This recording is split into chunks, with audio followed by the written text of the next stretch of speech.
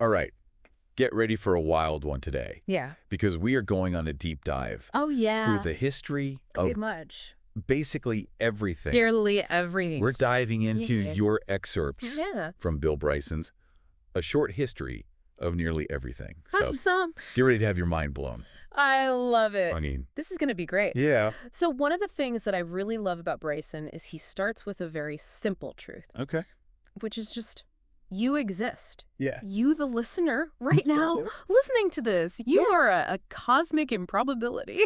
Yeah. You just kind of go about your day. You're like, oh, yeah, I'm just doing my thing. Yeah. But like, when you really think about it, Yeah. the fact that we even exist at all, Right? like, we're made of atoms that don't care if we live or die. It's wild. That's nuts. It is. It really reveals the very fleeting nature of our existence, at least from an atomic perspective. You know, those little building blocks, they're just along for the ride.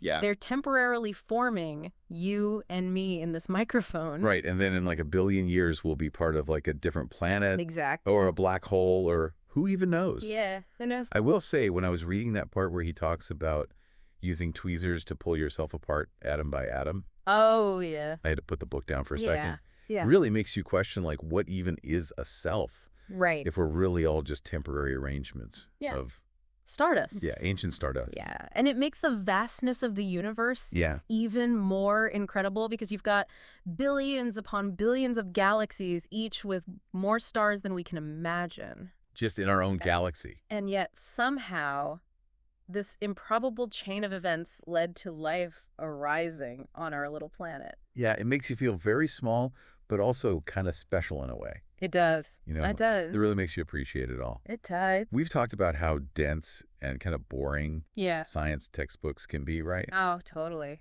And Bryson tells this great story about a cross-section of the Earth. Right. An amazing image, but the text drier than toast. Yeah. And it just made me think, and I think we've all felt this way about science. It's like they're hiding all the good stuff. Yeah, they leave out the fun part, which is how do scientists figure this stuff out? Exactly. And trust me, the stories are anything but boring. You know what else is a total trip? These textbook diagrams of the solar system, Mm-hmm. all lined up in a row, Yeah. perfectly spaced. Right, like a straight line. Like what? Like we're in a toy store or something. Exactly. And Yeah. Bryson just totally debunks that right away. Yeah. Like space is almost unimaginably Empty. empty. It's vast emptiness out there. Yeah. It really is. It's amazing how isolated we are when you really think about it. Yeah. Like our nearest star neighbor, Proxima Centauri, Right. over 4 light years away. It's a long way. So if we built the fastest spaceship imaginable, Which we can't. I know, right? Not yet. It would still take thousands of years. Thousands of years to get there. Thousands of years. Yeah. Mind-blowing. Just to go 4 light years. Yeah. It really makes you think about, even within our solar system, Yeah. it's mostly just, A whole lot of nothing. yeah. Remember Pluto? Poor Pluto got demoted to a dwarf planet. Oh, I know. Poor Pluto. But there are 7 moons Yeah. in our solar system bigger than it. Bigger than Pluto. Like what? No, it's crazy. That just seems wrong. It does, doesn't it? Like those moons should be planets then too, right? Well, that's a whole other debate. Okay, all right, fair enough. But yeah, it's amazing what we're still discovering out there. Totally, and sometimes it's not even on purpose. Oh, you're talking about Penzias and Wilson. Yes, that story. Stumbling across cosmic background radiation. It's like the echo of the Big Bang. Exactly. And they found it by accident Yeah, while trying to get rid of static in their antenna. they won a Nobel Prize I love that story. for basically being annoyed by a hiss. I know. It makes you wonder how many other groundbreaking discoveries are just waiting to be stumbled upon. Right, like out there right now. Right. What if we're missing something amazing? It's a very humbling thought. It really is. It is. Okay, but back to the Big Bang for a second, because Big? it's a big one. It is a big one. The numbers involved are just mind-boggling. They are mind-boggling. They really are. Like, imagine trying to fill Boston Garden Okay. with frozen peas. All right. I'm with you. That's roughly the number of photons, Well. protons, Uh-huh. and other particles. It's hard to even picture that many frozen peas. Right. Let alone particles. That were created in that first infinitesimal moment. That's incredible. Right. And here's what really blows my mind. Yeah. The universe had to be incredibly fine-tuned for any of this to even happen. Oh, absolutely. Like, a slightly stronger gravitational force, Yeah. and everything collapses back in on itself. We wouldn't be here. No. A little bit weaker, Yeah. and we're just left with a scattered, formless void. Like the universe knew what it was doing. I know. It's kind of creepy when you think about it. It's the anthropic principle. Oh, what? The anthropic principle, the idea that the universe's fundamental Right? constants seem perfectly calibrated for life to exist. Why? It's a pretty profound thought. It really makes you wonder. It really does. Doesn't it? It does. Like, what does it all mean? Right. And this is just the tip of the iceberg. Oh, I know, right? We're just getting started. This is just the beginning. Exactly. It really does make you wonder, doesn't it? It really does. And speaking of things that make you wonder, Yeah. Bryson dives into the wild world of extremophiles. Oh, yeah. Those are so cool. These are organisms that thrive in conditions Right. that would just obliterate most life as we know it. It's like the universe's extreme sports competition. Exactly. But like on a microscopic level, Yeah, it's amazing. we're talking boiling hot springs, Yeah. the crushing pressure of the deepest oceans, The deepest, darkest depths. and they're just like, bring it on. Exactly. It totally changes how we think about the requirements for life, doesn't it? Pretty Right, because we tend to think of, this very narrow Goldilocks zone. Right. But extremophiles are like, hold my beer. Right. Bryson mentions these microbes called, hold on, I wrote it down, hyperthermophiles. Oh, yeah. Which, okay, the name alone, but these guys need extreme heat to survive. I know. It's incredible. They're just hanging out in volcanic vents, Just chilling. where the water is literally boiling. It's mind-blowing. I could barely boil water for tea without setting off the smoke alarm. I hear you. Like, what are these things made of? They're tough cookies, that's for sure. Seriously. It's a good thing they can handle the heat, though. Oh, yeah. Why is that? Well, because those volcanic vents, they played a key role in shaping our atmosphere. That's right. Early eruptions released gases, created a greenhouse effect, warmed the planet enough for life to evolve. Exactly. So thank you, volcanoes. Well, in a way, yes. I mean, they can be pretty destructive, too. Oh, absolutely. Just ask anyone who's visited Yellowstone. That's true. That's true. Talk about a double-edged sword. You said it. Speaking of which, What's that? Bryson's dive into plate tectonics, fascinating. It's a wild ride. The Earth's molten core, right? Yeah. Life giver, generates our protective magnetic field, but also the force behind earthquakes and volcanic eruptions. It's incredible power. I mean, talk about a dynamic planet. You live on a dynamic planet, that's for sure. It's amazing how recent the theory of plate tectonics is, I know. Right. considering, it's kind of fundamental to understanding how our planet works. It is. And Bryson tells this great story about Alfred Wegener, Oh, yeah. this meteorologist. A meteorologist. Yeah, he's the one who proposed the idea of continental drift, Okay. but he faced huge resistance. Really? Oh, yeah, from geologists. You'd think geologists would be all over that. You'd think so, right? Like, hello, the continents are drifting. It's kind of their thing. But Bryson points out, Yeah. even with plate tectonics, Yeah. we still don't have all the answers. There are still mysteries to be solved. Which I think is kind of exciting, Oh, absolutely. It underscores that science is a constant process of discovery. Totally. And okay, speaking of essential but weird things, Oh, here we go. water. Water, the elixir of life. It seems so ordinary, right? Sure, right? But its properties, Yeah. totally what makes life on Earth possible. Tell me more. Okay, imagine if ice sank instead of floated. Oh, that would be bad. Our lakes and oceans would freeze solid From the bottom up? from the bottom up. Yeah. No more polar bear plunges. Not good. That's game over for life as we know it. See you later. It all comes back to that fine-tuning thing, right? It does, doesn't it?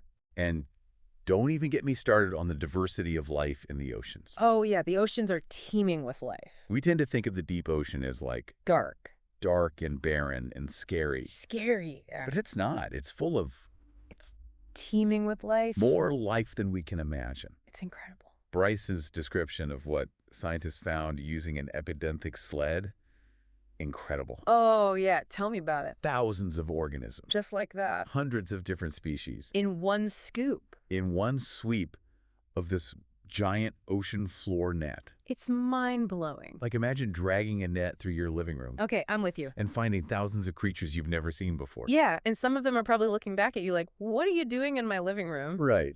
It makes you realize It's how much we still have to learn about our own planet so much to learn. and the interconnectedness of it all, too. Oh, yeah. It's amazing. Tell me more. Did you know that when a whale dies and sinks to the ocean floor, Oh, the whale fall? it creates an entire ecosystem? Yeah, it is. Creatures come from miles around to feast. It's like an all-you-can-eat buffet. Right. This whole circle of life Down in the depths. playing out in the deepest, darkest depths of the ocean.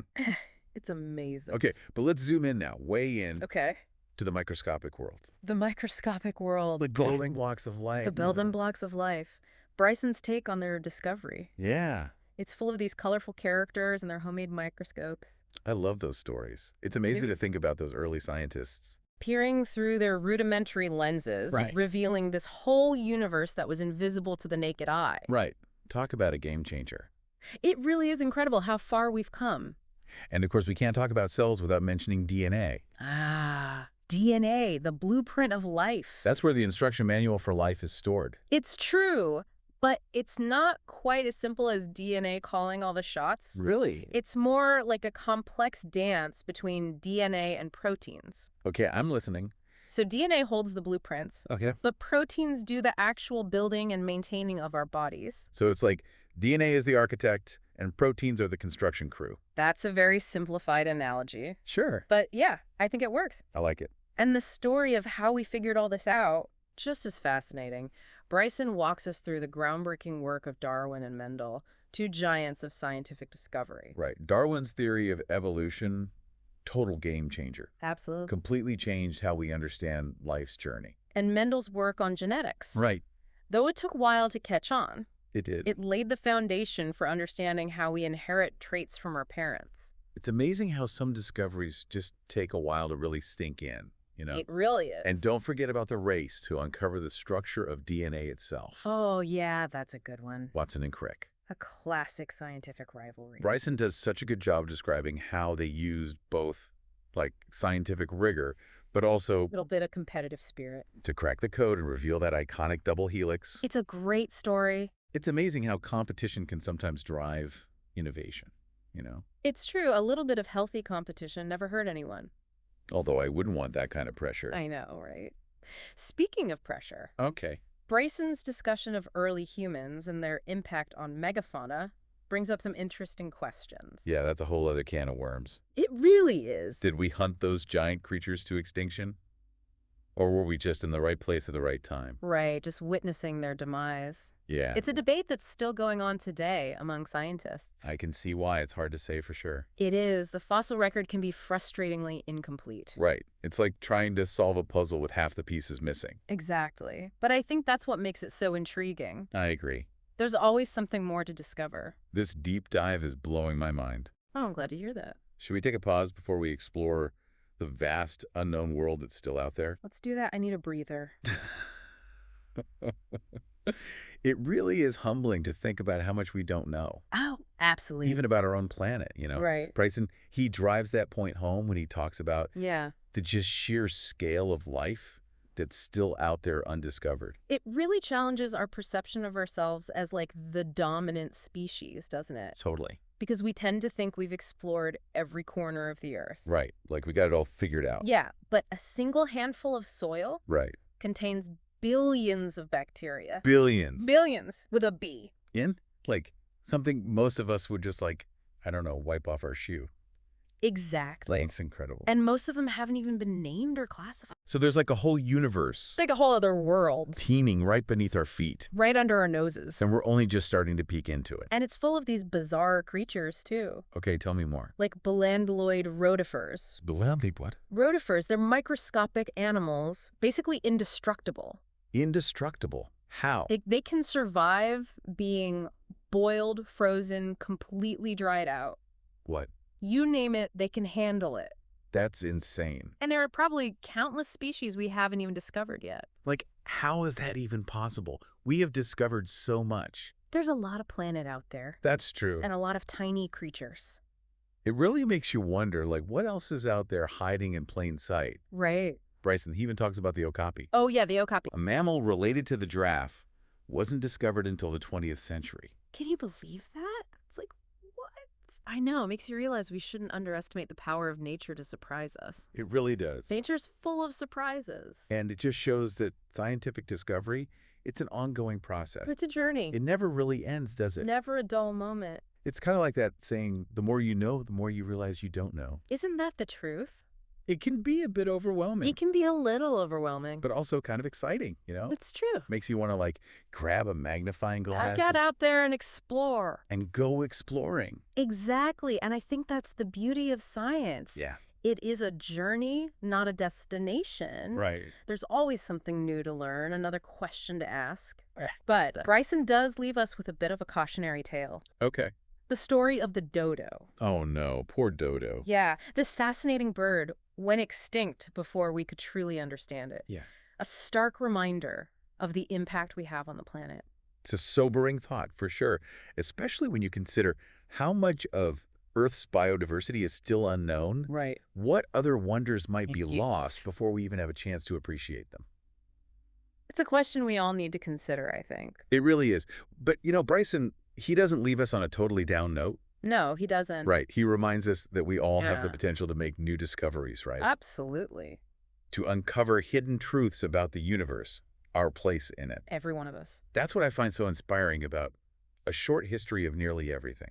It's a celebration of curiosity, It is. a testament to human ingenuity, and also kind of a call to action, right? Yeah. To never stop exploring, questioning, marveling at the world around us. Well said.